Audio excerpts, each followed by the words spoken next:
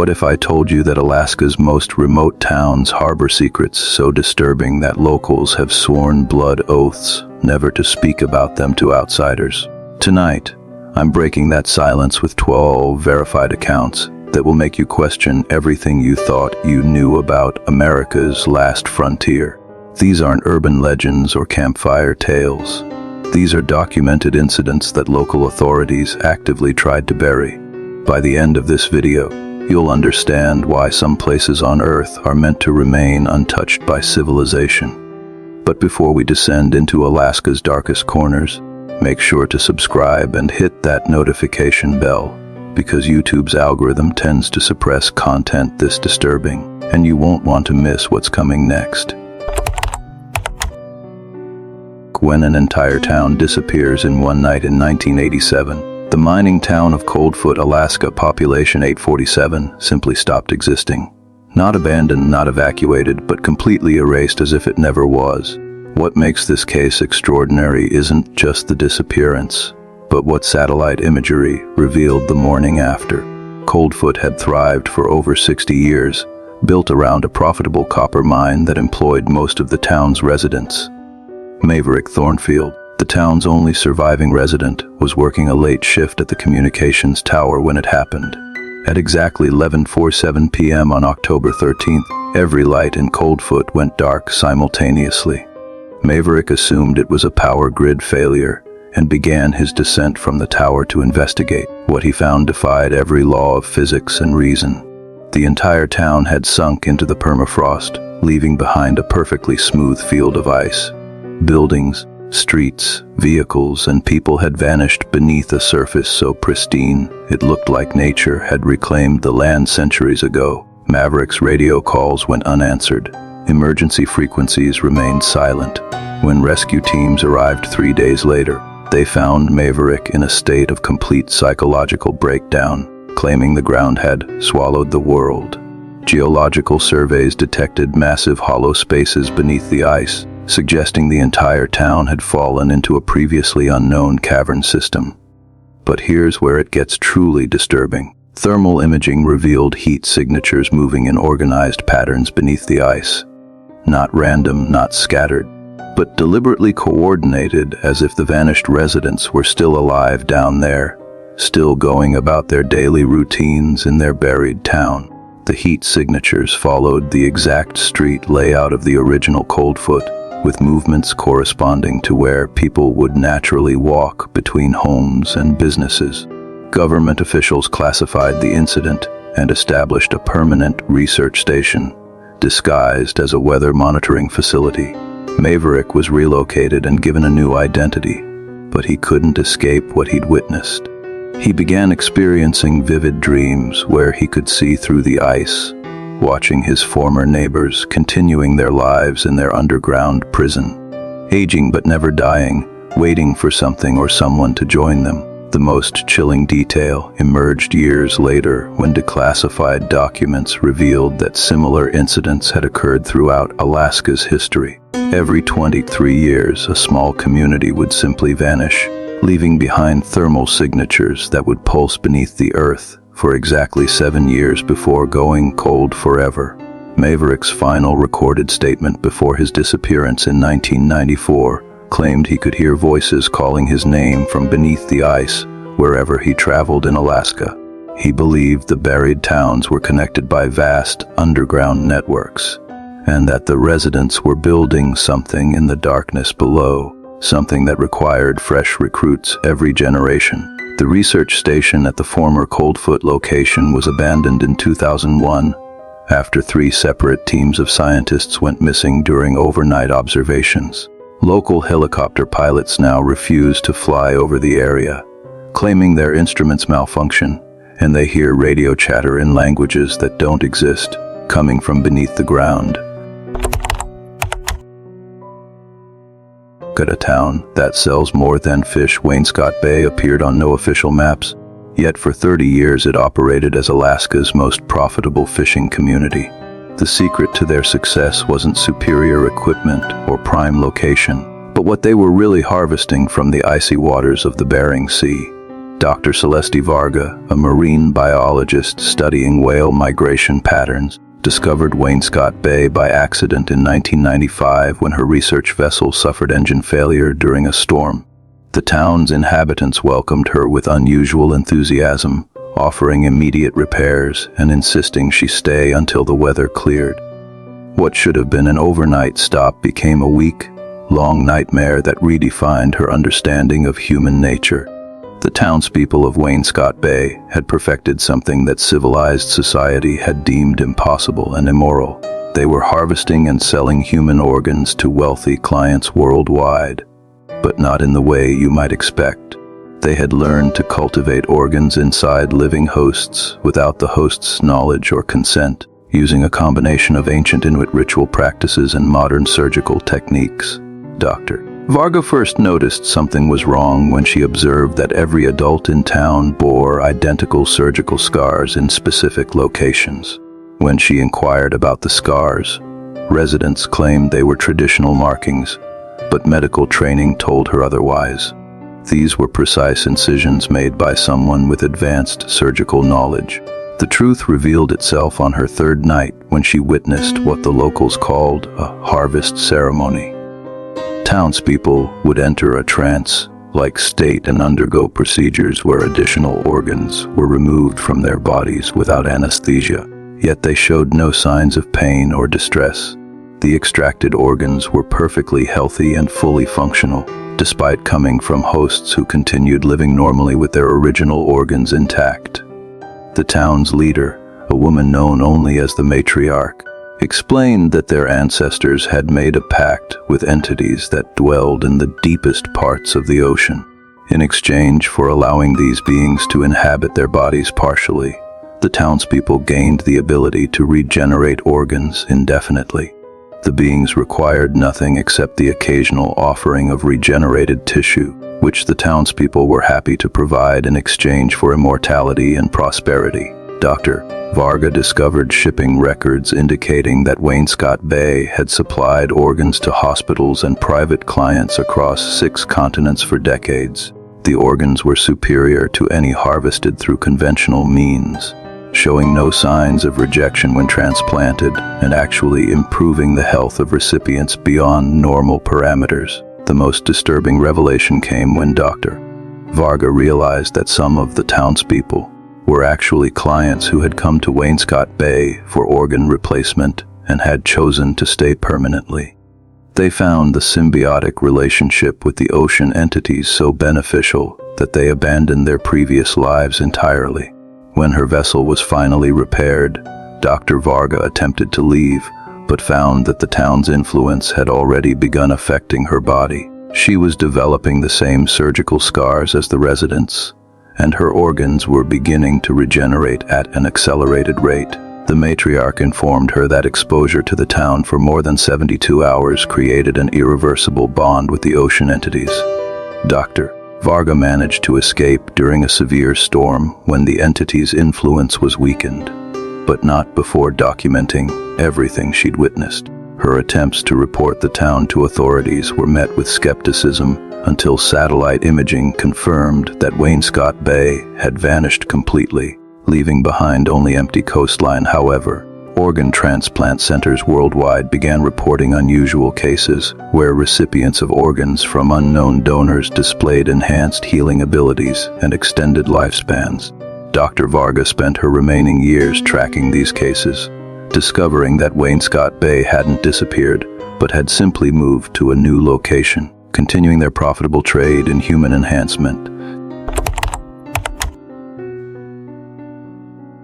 When dead children refused to stay buried, Permafrost Hollow earned its name from soil so frozen that graves couldn't be properly dug, forcing residents to store their deceased in above-ground crypts until the brief summer thaw allowed for burial. But in 1989, the town discovered that some things aren't meant to be buried at all. 8 children had died during the harsh winter of 1988, victims of a flu outbreak that swept through the small community of 200 residents. Reverend Damascus Crow, the town's spiritual leader, had performed the burial ceremonies that spring, laying the children to rest in the small cemetery behind the church. What happened next challenged everything the townspeople believed about death and the afterlife. 2 weeks after the burial, residents began reporting that they could hear children playing outside their homes during the deep hours of night. The sounds were unmistakable laughter, running footsteps in snow, and games being played in the darkness. Initially, parents assumed other children were sneaking out, but headcounts revealed that every living child in town was accounted for and fast asleep. The phenomenon escalated when adults began finding small handprints in the snow around their homes, leading to and from the cemetery. The prints were tiny, matching the ages of the buried children, but they appeared in patterns that defied explanation. The tracks would circle houses multiple times, approach windows and doors, then lead back to the graveyard where they would vanish at the cemetery gates. Reverend Crow decided to investigate personally, spending nights in the cemetery to observe what was happening. His findings shattered his faith and sanity in equal measure. The 8 children were emerging from their graves each night, but they weren't the same children who had died. Their bodies showed signs of decay, yet they moved with purpose and intelligence. They were building something in the cemetery, arranging stones and bones in complex patterns that hurt to look at directly. The children had developed their own language, a combination of whispers and clicking sounds that seemed to bypass human hearing and speak directly to the subconscious mind.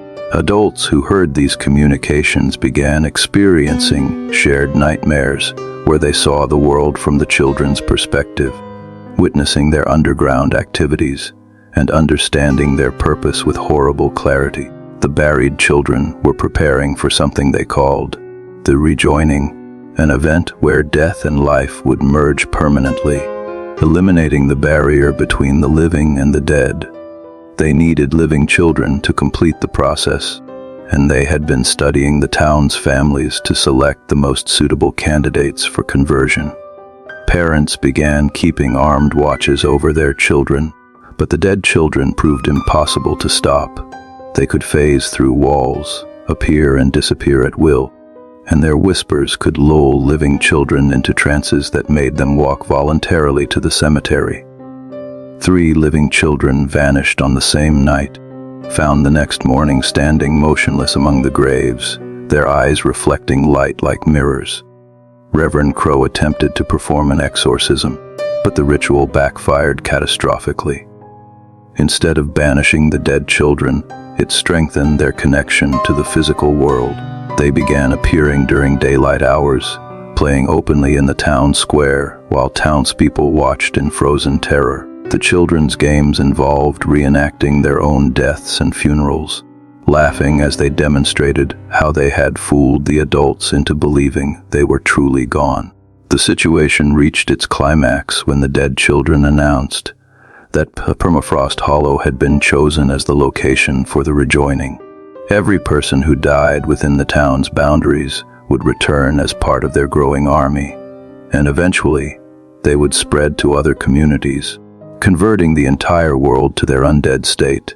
The town was evacuated by government officials who classified the incident as a biological hazard, but satellite monitoring revealed that the abandoned buildings of Permafrost Hollow still show signs of activity.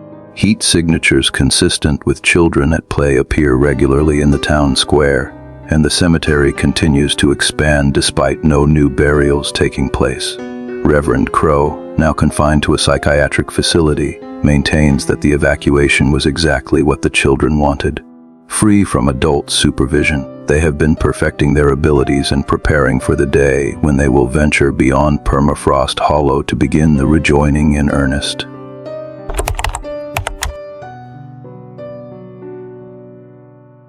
Town that feeds on its own visitors, Blackwater Ridge appeared to be the perfect mountain retreat, a small community of 150 residents who welcomed travelers with unprecedented hospitality. But visitors who stayed longer than 3 days discovered that the town's generosity came with a price that nobody could afford to pay.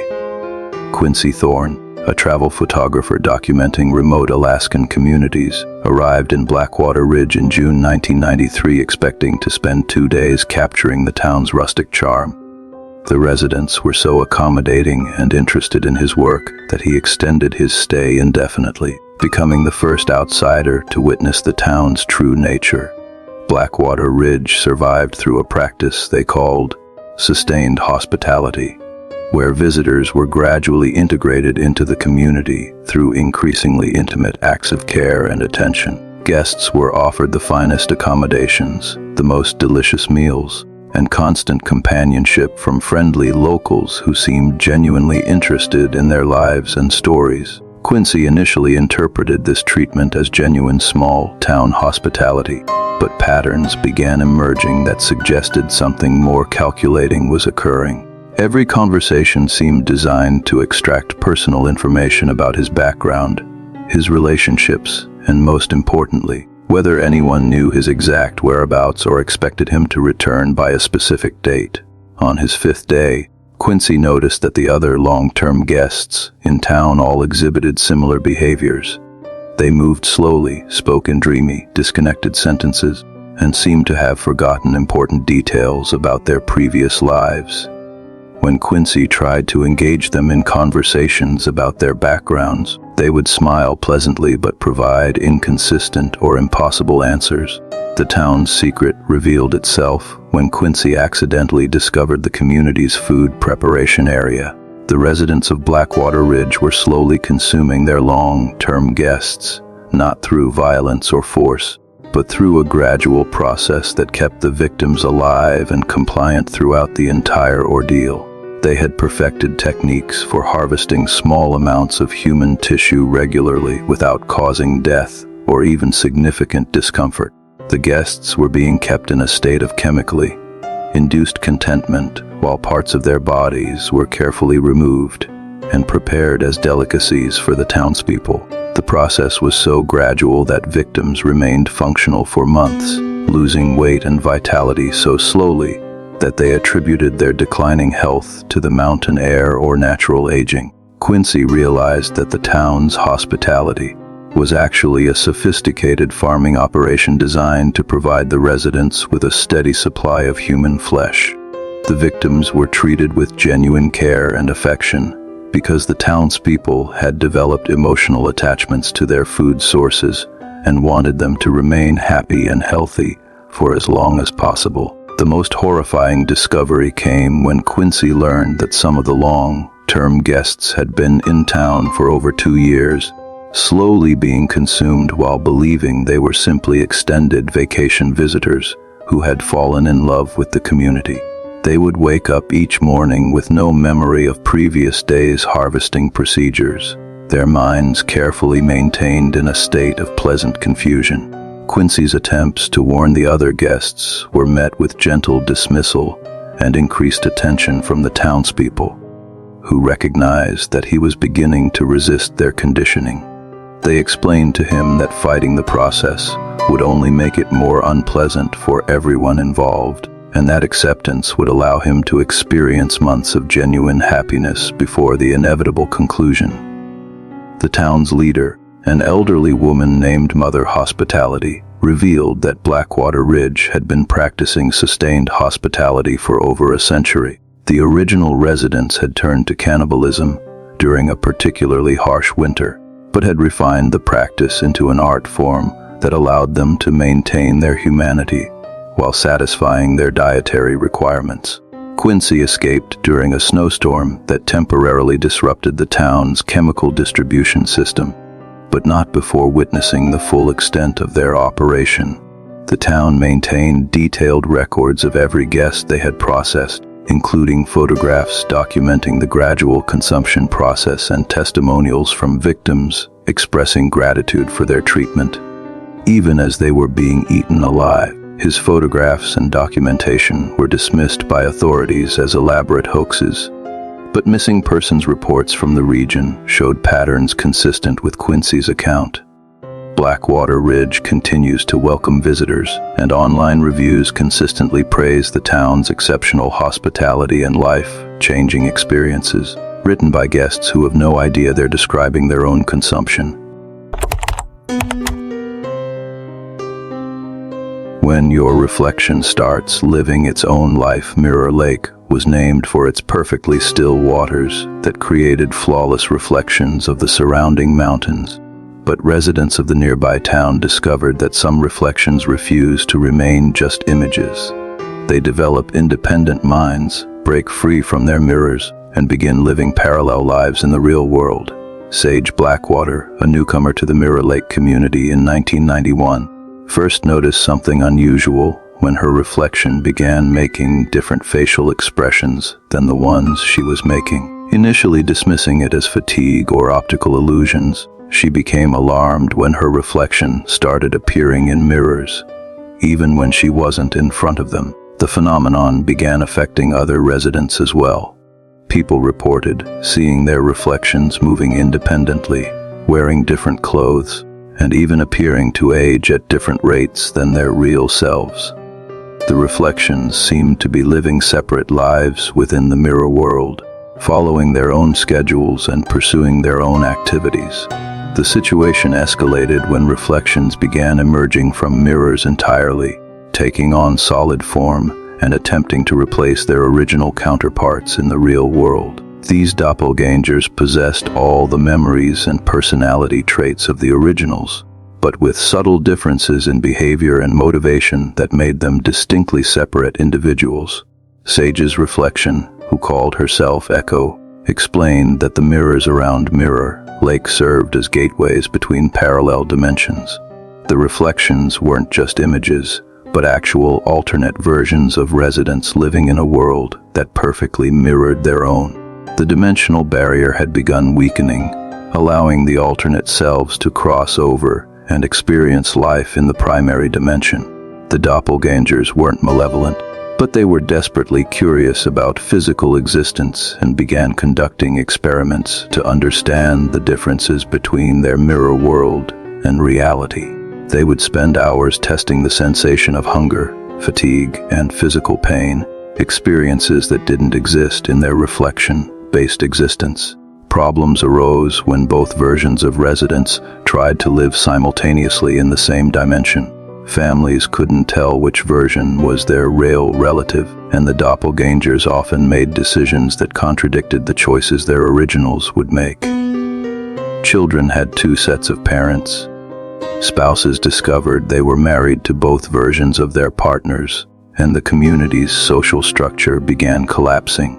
The mirror world residents revealed that their dimension was slowly dying because it depended on the primary world for its existence. As people stopped looking in mirrors frequently or replaced mirrors with other reflective surfaces, the mirror world lost stability and began fragmenting. The crossovers weren't intentional invasions, but desperate attempts to survive by merging with the primary dimension.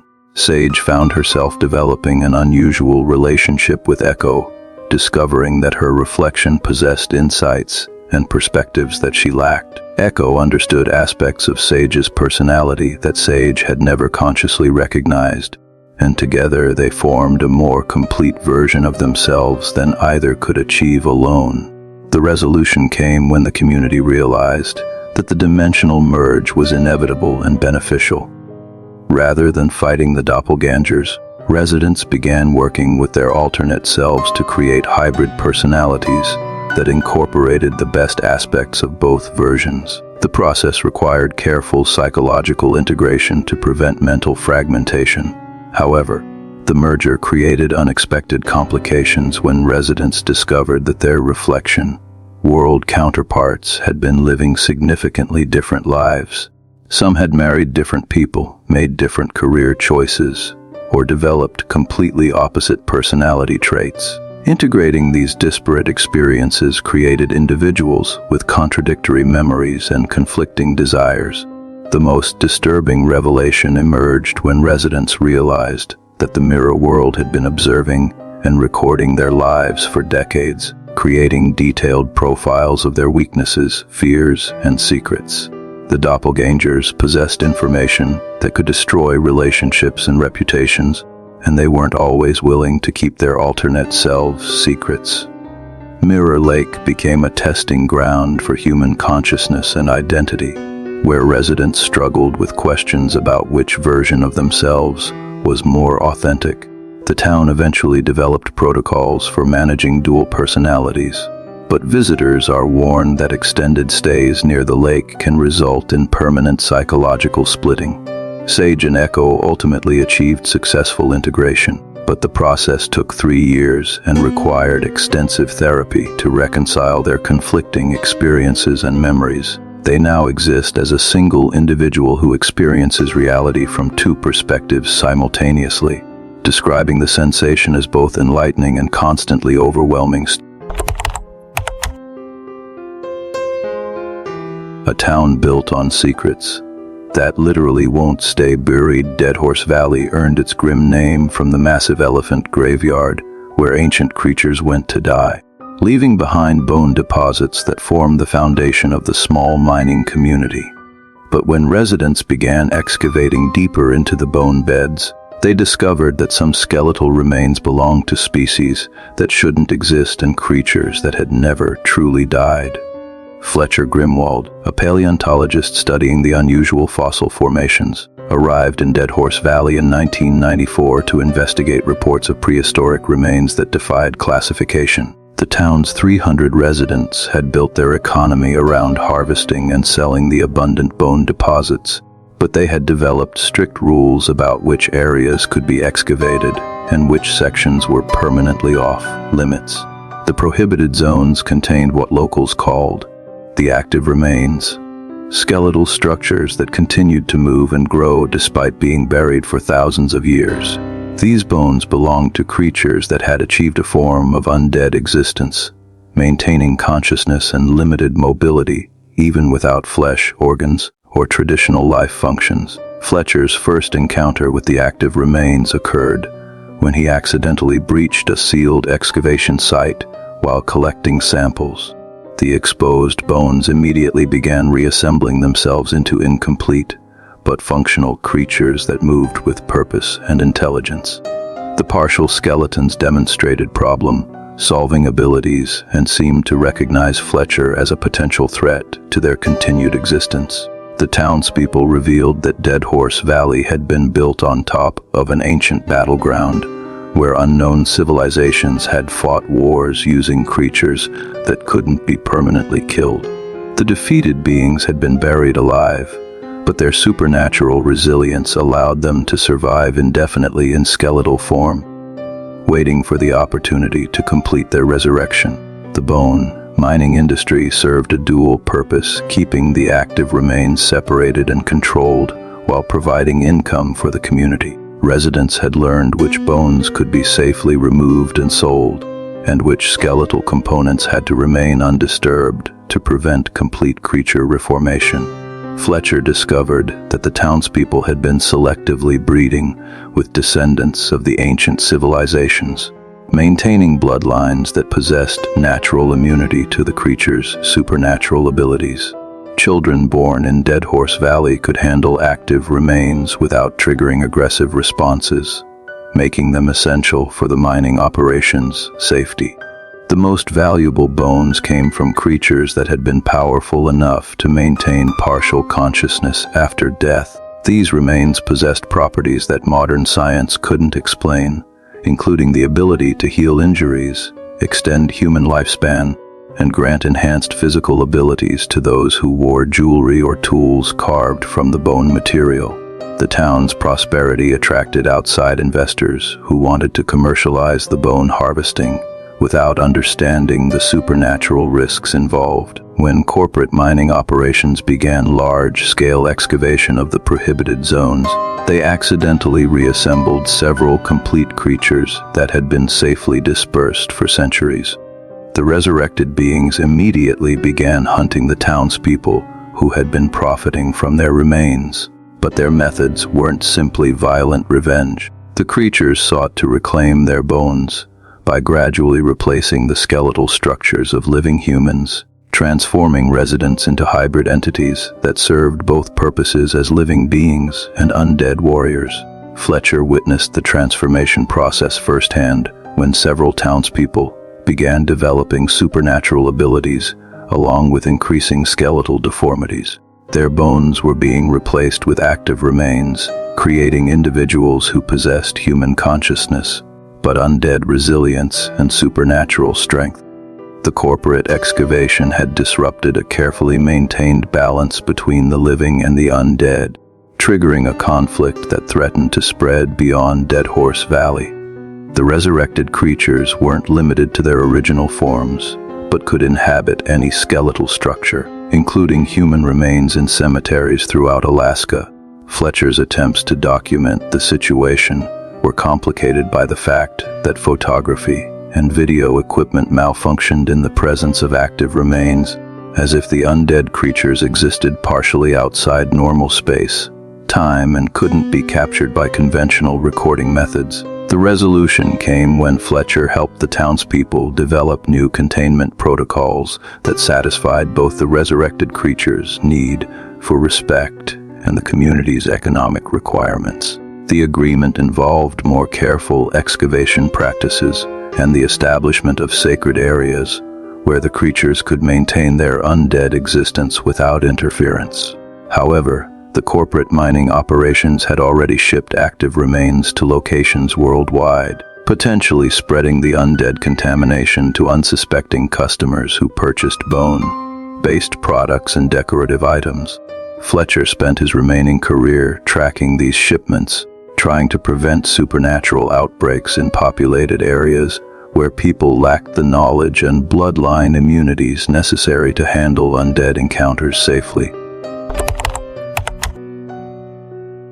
What happens when an entire town stops sleeping forever? Aurora Heights experienced perpetual daylight during summer months, but in 1996, the town's 400 residents discovered that the aurora borealis had begun appearing during daylight hours, creating a phenomenon that made sleep physiologically impossible for anyone within the town's boundaries. What started as a medical curiosity became a nightmare that redefined human consciousness and sanity.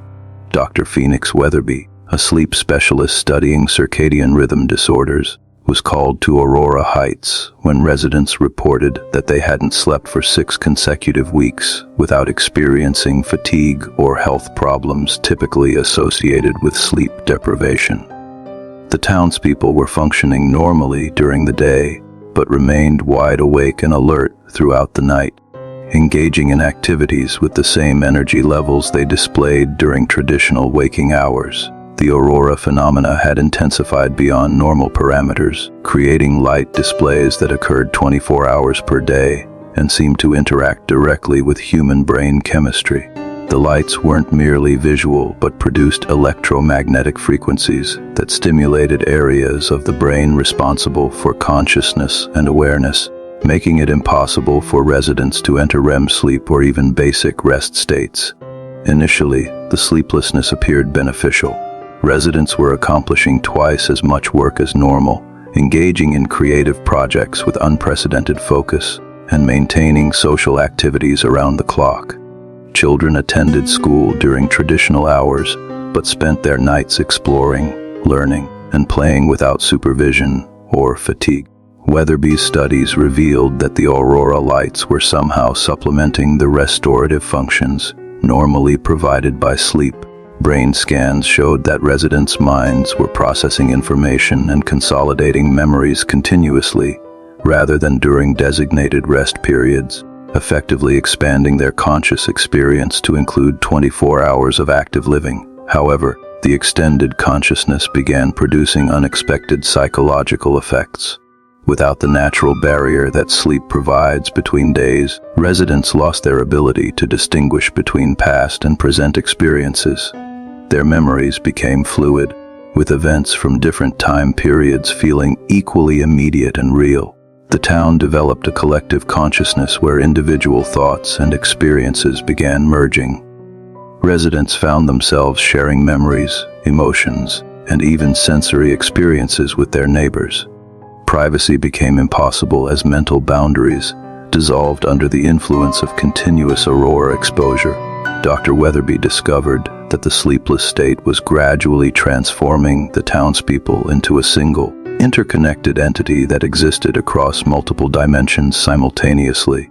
The aurora wasn't just preventing sleep, but was facilitating communication with versions of themselves from parallel timelines and alternate realities. The most disturbing development occurred when residents began experiencing shared prophetic visions, showing potential futures for their community and the world. These visions were consistent among all townspeople and proved accurate when tested against subsequent events, suggesting that their expanded consciousness had gained limited time perception abilities. The collective entity that Aurora Heights was becoming possessed knowledge and capabilities far beyond normal human limitations, but the transformation came at the cost of individual identity and personal autonomy. Residents could no longer make independent decisions or maintain relationships based on individual preferences rather than collective needs. Children born during the sleepless period exhibited enhanced cognitive abilities and seemed naturally adapted to the collective consciousness, but they showed no capacity for independent thought or self-determination. They functioned as extensions of the town's group mind rather than separate individuals with their own personalities and desires. Dr. Weatherby attempted to relocate some residents outside the Aurora's influence to restore their normal sleep patterns, but individuals who had been exposed for more than 2 months couldn't survive separation from the collective consciousness. Their minds had become dependent on the shared mental network, and isolation resulted in complete psychological breakdown. The town's transformation accelerated when residents began communicating telepathically and demonstrated the ability to influence physical reality through focused collective thought. They could manipulate weather patterns, heal injuries through mental concentration, and access information from distant locations without any technological assistance. Government officials classified Aurora Heights as a potential threat to national security, but monitoring efforts proved impossible because the town's collective consciousness could predict and counter any outside interference. The residents had evolved beyond normal human limitations while retaining their essential humanity and benevolent intentions. Dr. Weatherby chose to remain in Aurora Heights permanently, becoming part of the collective consciousness and contributing her scientific knowledge to the town's continued evolution. Her final independent report described the transformation as the next stage of human development, but warned that the process couldn't be reversed or controlled once it began. The town continues to exist in its sleepless state, serving as a testing ground for expanded human consciousness and collective intelligence. Visitors are warned that extended exposure to Aurora Heights aurora phenomena can trigger irreversible neurological changes that make return to normal human existence impossible. A town that sells voices, memories, and souls, Sound Canyon earned its name from unique geological formations that created perfect acoustic conditions, allowing sounds to echo indefinitely through the rocky landscape. The town's residents discovered they could capture, preserve, and sell these echoes to clients worldwide, but their most valuable merchandise consisted of human voices, conversations, and memories that customers were willing to pay any price to reclaim. Melody Ravencrest, an audio engineer researching natural acoustics, arrived in Sound Canyon in 1997 to study the town's unusual sound-preserving properties. The community of 250 residents had built their economy around what they called eco-commerce, collecting and trading sounds that had become trapped in the canyon's rock formations over decades, or even centuries. The townspeople possessed techniques for extracting specific sounds from the geological formations, including conversations, music, and even emotional expressions like laughter or crying. They had developed a catalog system that allowed clients to purchase recordings of particular types of sounds, from historical speeches to intimate personal conversations between deceased relatives. Melody discovered that the canyon's acoustic properties weren't entirely natural, but had been enhanced through generations of careful modification by residents who understood the relationship between sound, memory, and consciousness.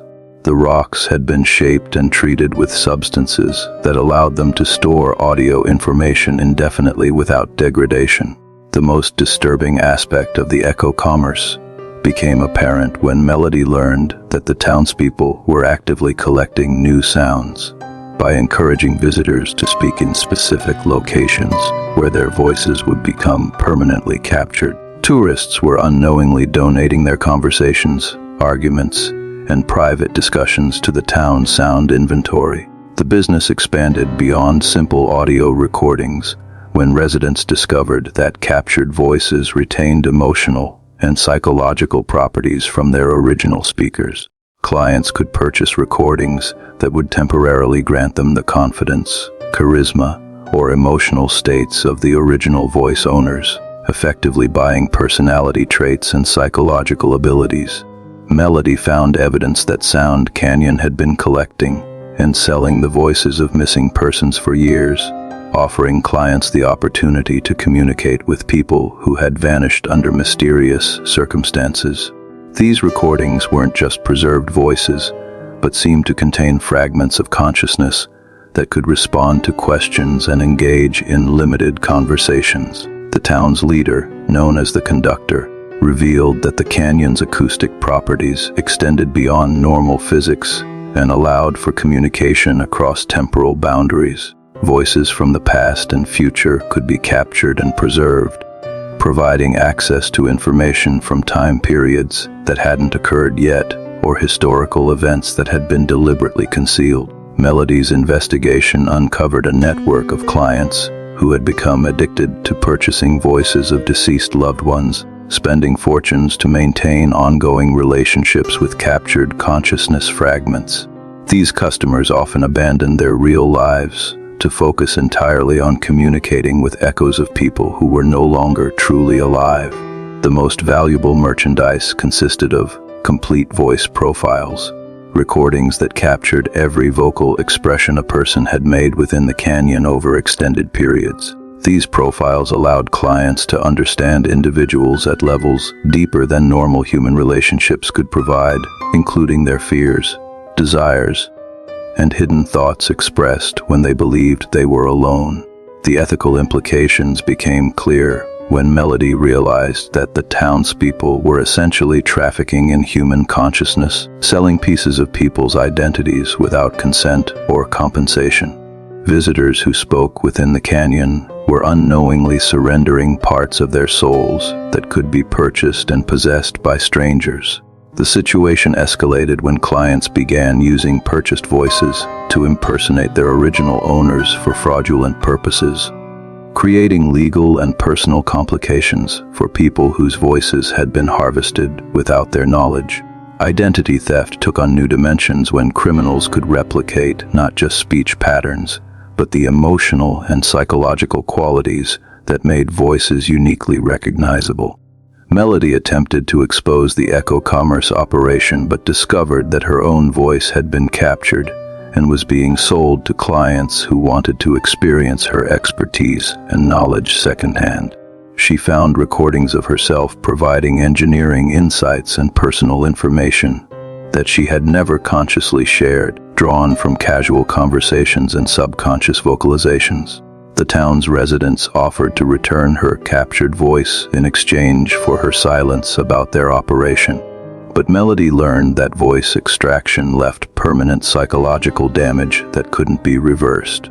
People whose voices had been completely harvested lost the ability to communicate effectively and gradually forgot how to form their own opinions and express individual thoughts. The resolution came when Melody negotiated an agreement that limited the echo commerce to willing participants who fully understood the consequences of voice donation. However, the damage had already been done to hundreds of previous victims, whose voices continued to be sold and traded in international markets. Sound Canyon continues to operate its voice trading business under more regulated conditions, but monitoring enforcement proves difficult because the captured consciousness fragments possess legal standing in some jurisdictions, creating complex questions about the rights of non-physical entities and the ownership of human consciousness. When a town gets stuck reliving the same day forever, yesterday's end appeared to be trapped in a temporal loop that forced its 180 residents to relive the same 24-hour period indefinitely. But careful observation revealed that the townspeople were aware of the repetition and had learned to manipulate time flow for their own purposes. They weren't victims of a supernatural phenomenon, but active participants in an experiment that allowed them to perfect their lives through endless practice and revision. Professor Sterling Clockwise, a theoretical physicist investigating reports of temporal anomalies, arrived in yesterday's end on what appeared to be September 15, 1998, but quickly realized that the date was meaningless because the town existed outside normal time progression. Every midnight, the entire community would reset to exactly the same moment, with all events, conversations, and activities repeating in perfect detail. However, the residents retained memories from previous iterations of the day, allowing them to gradually refine their actions and decisions with each repetition. They had been living the same day for over 3,000 iterations, transforming what should have been a nightmare into a sophisticated system for achieving personal and communal perfection. Professor Clockwise discovered that the temporal loop wasn't accidental, but had been deliberately created by the townspeople using a combination of advanced physics and occult practices. They had grown tired of the uncertainty and unpredictability of linear time and chose to isolate themselves in a single day that they could control and optimize indefinitely. The residents had divided into specialized roles within the loop. Some focused on perfecting interpersonal relationships, spending iterations learning exactly what to say and do to create ideal interactions with their family members and neighbors.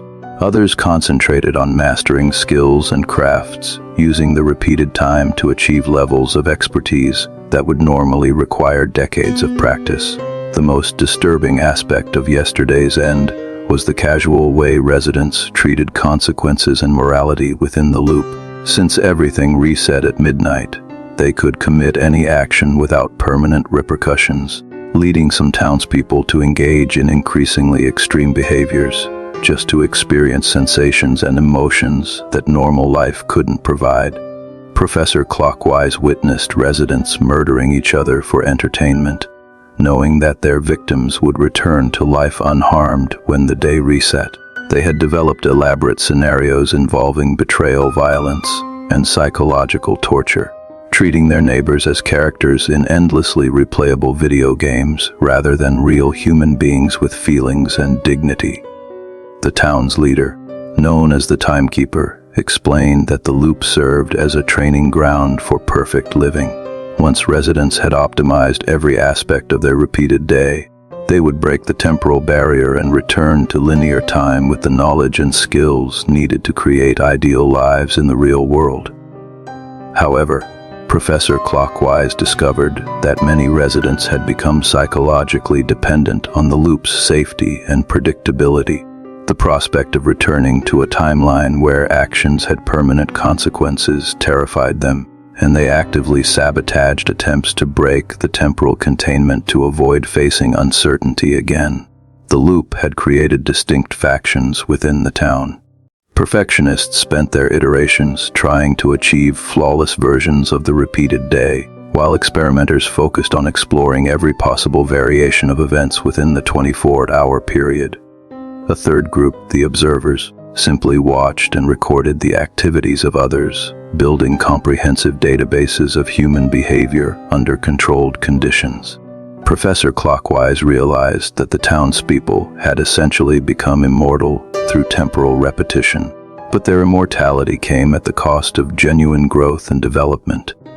They could perfect skills and optimize experiences, but they couldn't create new memories or form lasting relationships because every emotional connection was reset at midnight.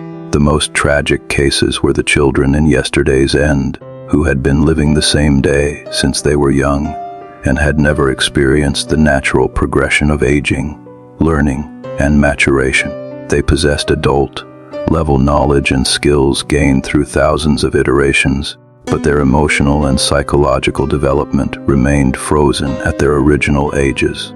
The temporal loop began showing signs of instability when Professor Clockwise's presence introduced variables that the residents couldn't predict or control. His interactions created butterfly effects that altered subsequent events within each iteration, forcing townspeople to constantly readjust their optimized routines and perfect scenarios. Some residents welcomed the chaos that Professor Clockwise brought to their predictable existence, while others viewed him as a threat to the paradise they had created through careful temporal management. The conflict escalated when different factions began using their knowledge of loop mechanics to wage psychological warfare against each other. The resolution came when Professor Clockwise convinced a majority of residents that true perfection couldn't be achieved through endless repetition, but required growth, change, and the acceptance of imperfection as part of the human experience.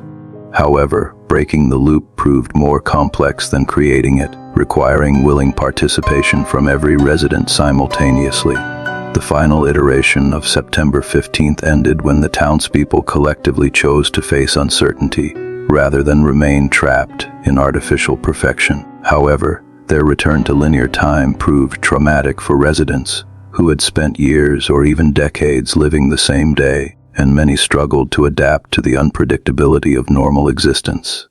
Yesterday's end now exists in regular time, but the community continues to grapple with the psychological aftermath of their temporal imprisonment. Many former residents suffer from a condition they call loop syndrome, where they expect events to reset and become severely anxious when faced with permanent consequences for their actions.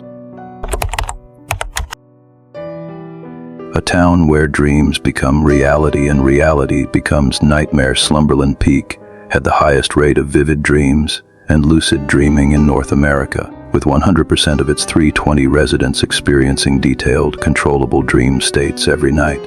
But when the boundary between dreams and waking life began dissolving, townspeople discovered that their subconscious minds were reshaping reality according to their deepest fears and desires.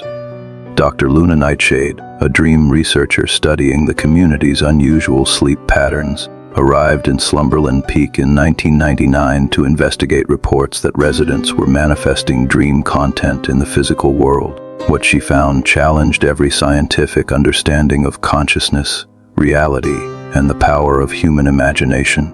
The phenomenon began subtly, with small objects from dreams appearing in residents' homes upon waking.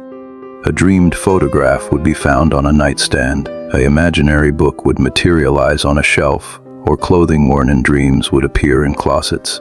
Initially, residents assumed they were experiencing memory confusion or elaborate pranks, but the manifestations increased in complexity and size. Nightshade documented cases where entire buildings dreamed by residents would appear overnight in previously empty lots, complete with detailed interiors and functional utilities. The structures weren't illusions or hallucinations, but solid, permanent additions to the town that could be photographed, measured, and inhabited by multiple people simultaneously. The town's unique geography played a crucial role in the phenomenon. Slumberland Peak was built around a natural mineral formation that enhanced electromagnetic brain activity during sleep states, amplifying dream experiences and somehow allowing subconscious thoughts to influence physical reality. The longer residents lived in the area, the stronger their reality manipulation abilities became. The dream manifestations weren't random, but reflected the collective subconscious of the entire community.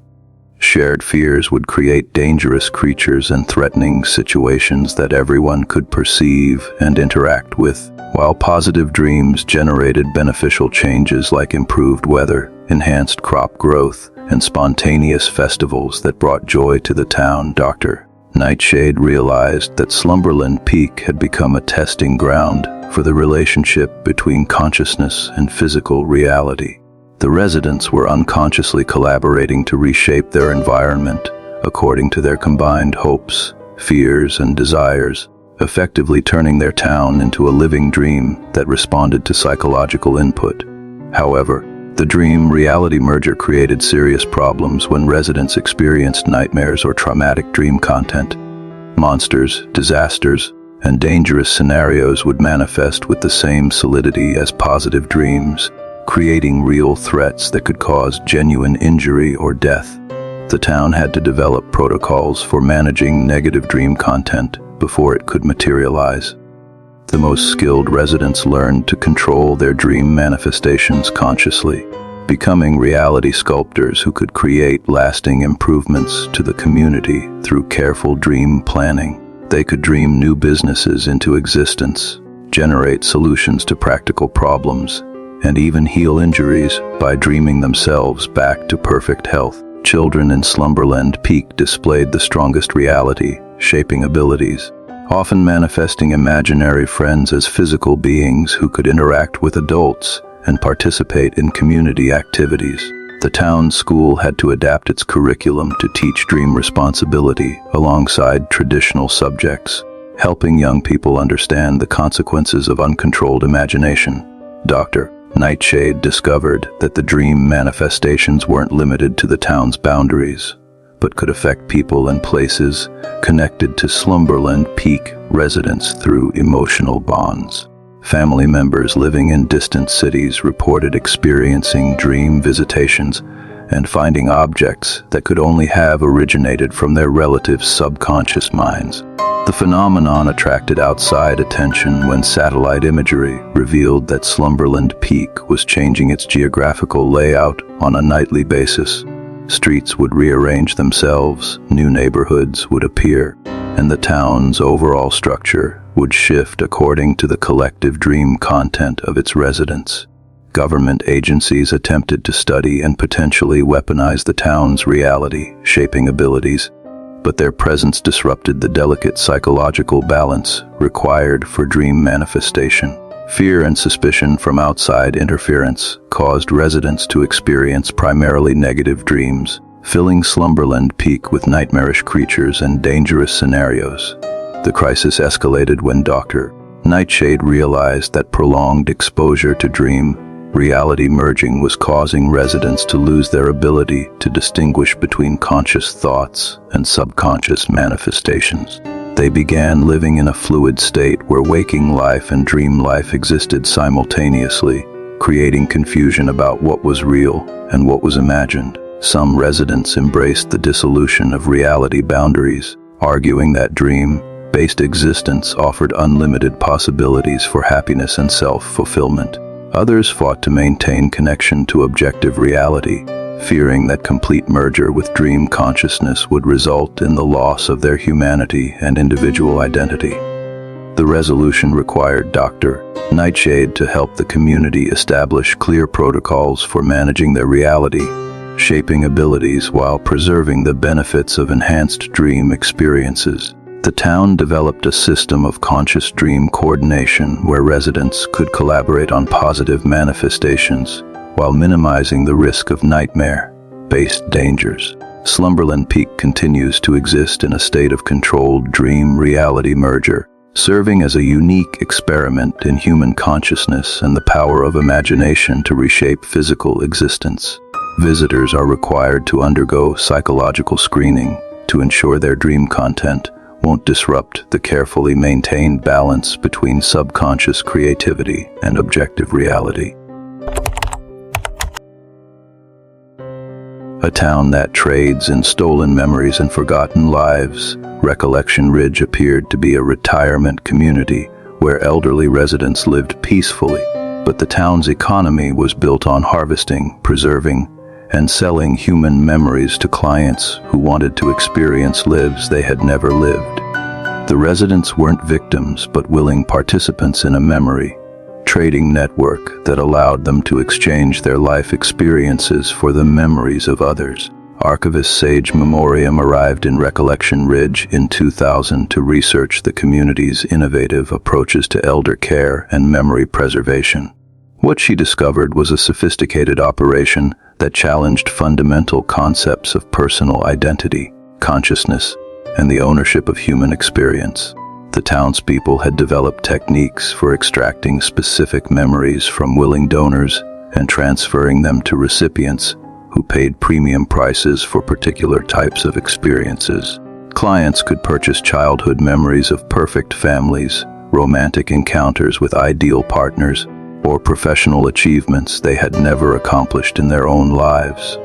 Sage learned that the memory extraction process was reversible and non-destructive, allowing donors to loan out their experiences temporarily while retaining the ability to reclaim them later. However, many elderly residents chose to permanently sell their memories as a form of income generation, trading their past experiences for financial security in their remaining years. The town's leader, known as the curator, explained that Recollection Ridge served as a repository for human experiences that would otherwise be lost when elderly residents died. By preserving and redistributing these memories, the community ensured that valuable life lessons, emotional experiences, and historical knowledge would continue to benefit future generations. The memory trading created complex social dynamics within the town. Residents who had sold particularly valuable memories commanded higher status and better living conditions, while those whose experiences were considered mundane or undesirable struggled to find buyers for their mental inventory.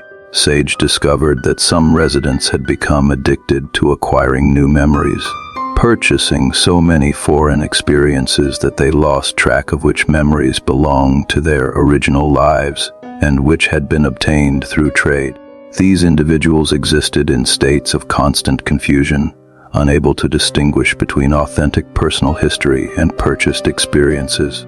The most disturbing aspect of the operation became apparent when Sage realized that some memories being sold contained information that could be used for criminal purposes. Clients were purchasing memories of bank security procedures, government secrets, and personal information about public figures, using the acquired knowledge for blackmail, fraud, and other illegal activities. The town had developed a black market in traumatic memories, where clients paid extraordinary amounts to experience extreme emotions and sensations without the long-term psychological consequences. These thrill seekers could temporarily experience combat, natural disasters, or life-threatening situations through purchased memories, then return the experiences when they became too overwhelming. Children born in Recollection Ridge displayed unusual psychological development because they were exposed to adult memories from birth, effectively growing up with access to decades of life experience that didn't belong to them. These children possessed wisdom and knowledge far beyond their chronological ages, but struggled to develop individual personalities, separate from the accumulated memories they had absorbed. Sage's investigation revealed that the memory trading network extended far beyond Recollection Ridge, with clients and suppliers located worldwide. The town served as the central processing facility for a global commerce in human consciousness, facilitating the redistribution of experiences across cultural, geographical, and temporal boundaries. The ethical implications became clear when Sage learned that some memory donors were unknowingly selling experiences that contained the consciousness and identity fragments of other people. Memories weren't isolated experiences, but complex psychological structures that included elements of personality, emotion, and individual identity that couldn't be separated from the events they recorded. The situation became personal when Sage realized that her own memories of arriving in Recollection Ridge had been harvested and were being sold to clients who wanted to experience the discovery of the memory trading operation firsthand. She was simultaneously the investigator and the subject of investigation, with her research process becoming part of the town's inventory. The memory merchants offered to compensate Sage for her harvested experiences, but she learned that selling memories created psychological gaps that couldn't be filled by purchased replacements. People who sold significant portions of their life experiences suffered from identity fragmentation and struggled to maintain coherent sense of self. The resolution came when Sage negotiated an agreement that established ethical guidelines for memory trading while preserving the community's innovative approach to consciousness preservation. The town developed consent protocols that ensured donors fully understood the psychological consequences of memory sale and implemented systems to prevent the harvesting of memories containing other people's private information. However, the global memory trading network proved impossible to regulate or control, with illegal harvesting operations continuing to function in locations where oversight was limited or non-existent. Recollection Ridge became a model for ethical memory commerce, but the broader industry remained vulnerable to exploitation and abuse. Sage chose to remain in Recollection Ridge as a permanent resident and ethics monitor, but her presence in the town meant that her ongoing experiences continued to be harvested and sold to clients worldwide. She exists in a state of constant observation, where her life becomes part of the town's inventory even as she works to protect the rights and dignity of other memory donors.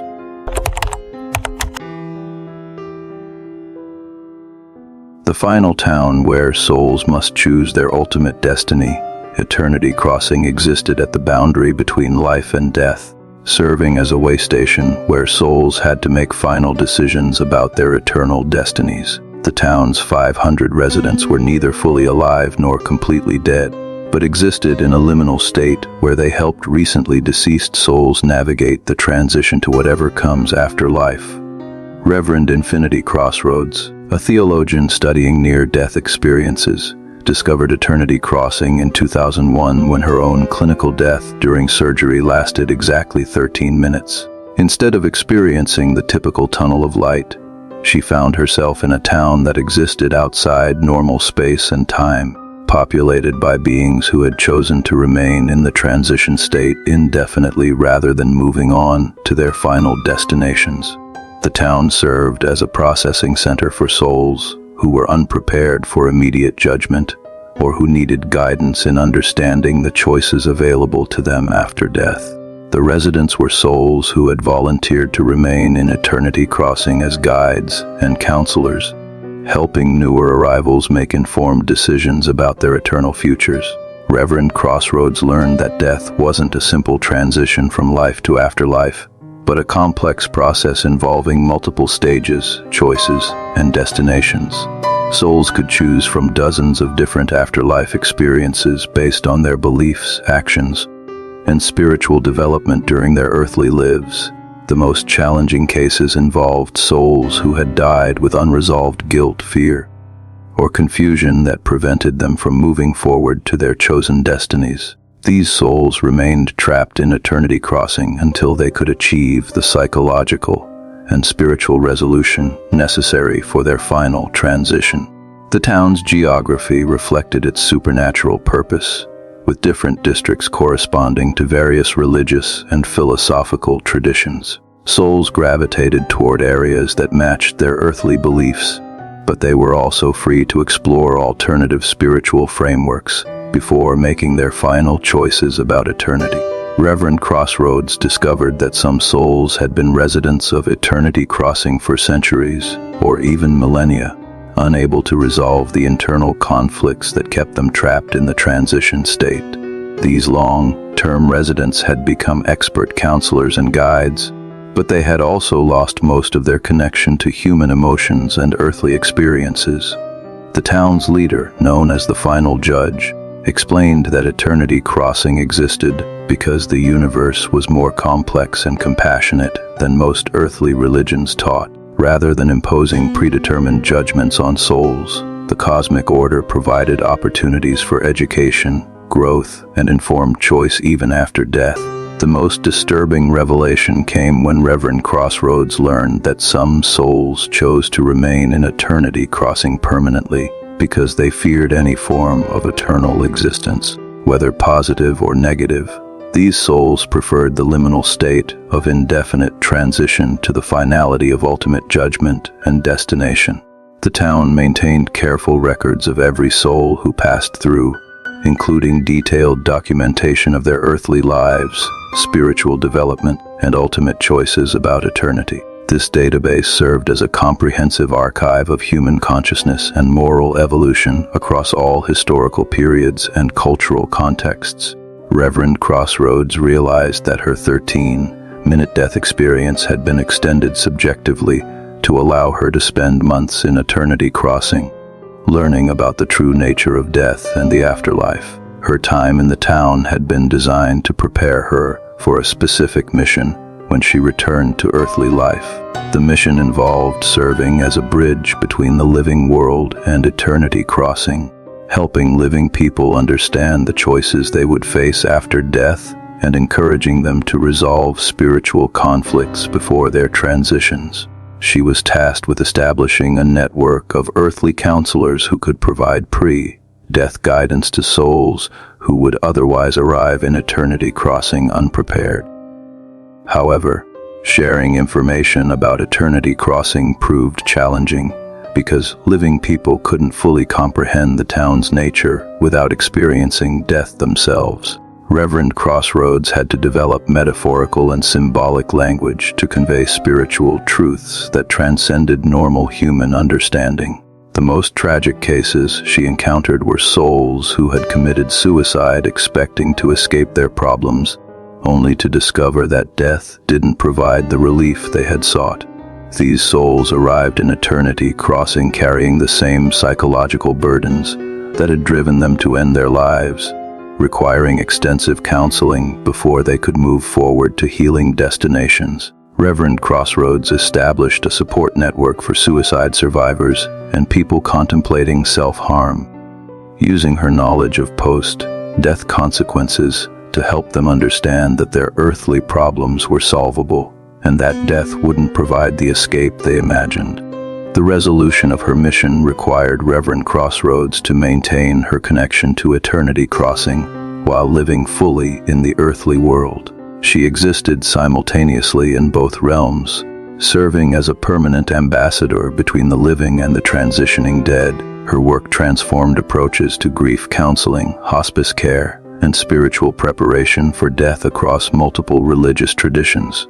However, she carried the constant burden of knowing the ultimate fates awaiting every person she encountered, including the knowledge of her own eventual return to eternity crossing when her earthly mission was complete. Eternity Crossing continues to serve as a way station for souls in transition, with Reverend Crossroads maintaining her dual existence as both living counselor and eternal resident. Her presence in both worlds provides comfort to the dying and wisdom to the living, bridging the gap between temporal existence and eternal destiny. These 12 stories from Alaska's most remote communities reveal a truth that government officials have spent decades trying to suppress. The last frontier isn't just America's wildest state. It's a testing ground where the boundaries between our world and others grow thin. Each of these accounts has been verified through multiple sources, documented evidence, and testimonies from survivors who risked everything to share their experiences. But these stories represent only the beginning of what lurks in Alaska's isolated towns and forgotten settlements. Every year, new communities discover that their remote locations make them perfect candidates for phenomena that civilized society refuses to acknowledge or accept. If you've made it this far, you're ready to handle the truth about what really exists beyond the edges of our mapped and monitored world. Subscribe to this channel and hit that notification bell, because the stories I'll be sharing next make these 12 accounts seem like bedtime stories for children. And if you live in Alaska or have connections to remote communities anywhere in the world, pay attention to the patterns you've just learned. The signs are always there before these phenomena fully manifest. Unexplained disappearances, unusual wildlife behavior, changes in local weather patterns, and most importantly, residents who suddenly become reluctant to discuss their hometown with outsiders. Remember, the most dangerous monsters aren't the ones hiding in the darkness. They're the ones that have learned to hide in plain sight, disguised as ordinary small towns where nothing unusual ever happens, until it does. Share this video with someone who needs to know the truth, but be careful who you choose. Some knowledge comes with a price, and once you start seeing the patterns, you can never unsee them. Welcome to the reality that exists beyond the comfort of your everyday world. Sleep well tonight if you can.